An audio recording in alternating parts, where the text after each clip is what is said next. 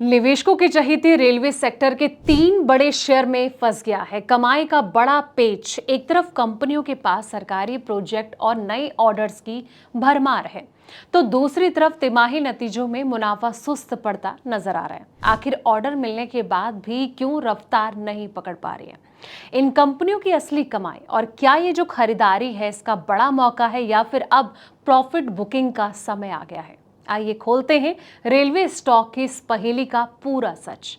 नमस्कार, मैं हूं आपके साथ संध्या बिष्ट और आप देख रहे हैं द इकोनॉमिक टाइम्स हिंदी। दोस्तों, भारत का रेलवे सेक्टर लगातार विस्तार के दौर से गुजर रहा है। सरकार के भारी कैपिटल खर्च और रेलवे से जुड़े प्रोजेक्ट में तेजी का फायदा कई कंपनियों को मिल रहा है।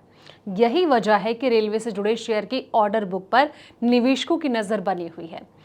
लेकिन केवल बड़ी ऑर्डर बुक किसी शेयर को अच्छा निवेश नहीं बना देती है। प्रोजेक्ट पूरा करने की रफ्तार, मार्जिन और मुनाफे की ग्रोथ भी उतनी ही अहम है। इरकॉन इंटरनेशनल, राइट्स और RailTel Corporation of India की इसी तस्वीर के 3 अलग-अलग एग्जाम्पल हैं।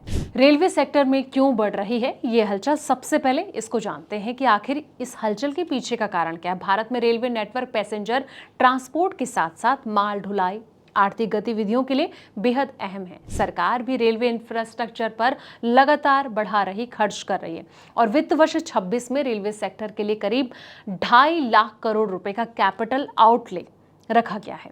सेक्टर की कंपनियों का जो ऑर्डर बुक है टू इनकम रेशियो करीब 2.8 गुना बताया गया। ऐसे में इरकॉन, रेट्स और साथ ही रेल टेल जैसे शेयर निवेशकों के रडार पर रह सकते हैं। दोस्तों, आपको बता दें कि कहीं ना कहीं इरकॉन इंटरनेशनल की अगर बात करें तो इस शेयर के पास वित्त वर्ष 2026 के आखिर तक में 24,984 करोड़ की ऑर्डर बुक थी। ये कंपनी की सालाना इनकम के करीब 2.6 गुना है और ऑर्डर बुक का करीब 92% हिस्सा घरेलू प्रोजेक्ट से जुड़ा हुआ है।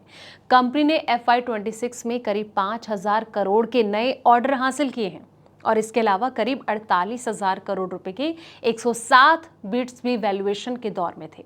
हालांकि कमाई के मोर्चे पर तस्वीर उतनी मजबूत नहीं रही। FY26 में कंपनी का रेवेन्यू 14.6% घटकर 9,502 करोड़ रुपए रह गया।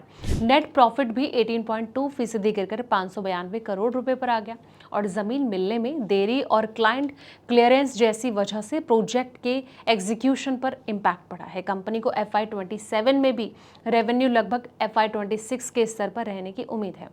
रेट्स की अगर बात करें तो बता दें कि राइट्स के FY26 के आखिर में 9,416 करोड़ रुपए की अब तक की सबसे बड़ी ऑर्डर बुक दर्ज की गई। इसमें से आधे से ज्यादा ऑर्डर पिछले 12 से 18 महीने में मिले और कंपनी के पास करीब 4,580 करोड़ रुपए का टन की ऑर्डर बुक है, जिसमें कि IIT, IIM के बिल्डिंग प्रोजेक्ट के साथ रेल इंफ्रास्ट्रक्चर और साइडिंग प्रोजेक्ट शामिल है और इसके अलावा करीब 1,750 करोड़ रुपए के एक्सपोर्ट ऑर्डर भी हैं। दोस्तों, FY26 में राइट्स का रेवेन्यू जो है 9.7% बढ़कर 2,525 करोड़ रुपए और नेट प्रॉफिट 7.1% बढ़कर 454 करोड़ रुपए रहा। कंपनी का ROCE 22% और ROE 15.4% है, जो कि मजबूत रिटर्न प्रोफाइल दिखाता है। लेकिन समस्या ऑर्डर बुक के बदलते मिक्स में है। कम मार्जिन वाले टनर की और कॉम्पिटिटिव प्रोजेक्ट का हिस्सा बढ़ रहा है और इससे आगे रेवेन्यू बढ़ने के बावजूद मुनाफे की रफ्तार सीमित रह सकती है। अगला जो है वो है रेल टेल। तो बता दें कि कहीं ना कहीं ऑर्डर बुक जो है 30 अप्रैल 2026 तक 11,466 करोड़ रुपए थी। दिसंबर 2025 के मुकाबले इसमें करीब 34% की बढ़ोतरी हुई और कंपनी की ऑर्डर बुक में रेलवे प्रोजेक्ट की हिस्सेदारी करीब 21% है। कंपनी जो है 27 FY27 में प्रोजेक्ट बिजनेस 3,000 से 3,500 करोड़ रुपए का रेवेन्यू हासिल करने की उम्मीद कर रही है। अब कंपनी ने FY27 की शुरुआत मजबूत रेवेन्यू ग्रोथ के साथ की। जून तिमाही में ऑपरेशनल रेवेन्यू 20.1% बढ़कर 893.3 करोड़ रुपए हो गया, लेकिन नेट प्रॉफिट 0.5% घटकर 65.8 करोड़ रुपए रह गया। इसकी मुख्य वजह बिजनेस मिक्स में बदलाव है। कम मार्जिन वाले प्रोजेक्ट कारोबार की ग्रोथ टेलीकॉम सर्विसेज से तेज रही है।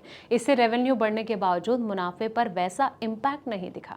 तीनों शेयर में असली पेच आखिर क्या है? तो इन तीनों कंपनियों की सबसे बड़ी ताकत इनकी मजबूत ऑर्डर बुक है। इरकॉन के पास 24,984 करोड़ रुपए हैं और राइट्स के पास 9,416 करोड़ रुपए और रिटेल के पास 11,466 करोड़ रुपए के ऑर्डर है। यानी कि तीनों के पास कुल मिलाकर करीब 45,866 करोड़ रुपए की ऑर्डर बुक है। लेकिन निवेशकों को सिर्फ इस आंकड़े पर फैसला नहीं लेना चाहिए।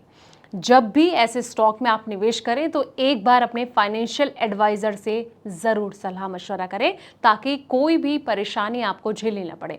दोस्तों, ये रिपोर्ट आपको कैसे लगी है कमेंट सेक्शन में अपनी राय जरूर दें। फिलहाल इस रिपोर्ट में इतना ही। ऐसे पल पल के अपडेट्स के लिए आप देखते रहें द इकोनॉमिक टाइम्स हिंदी।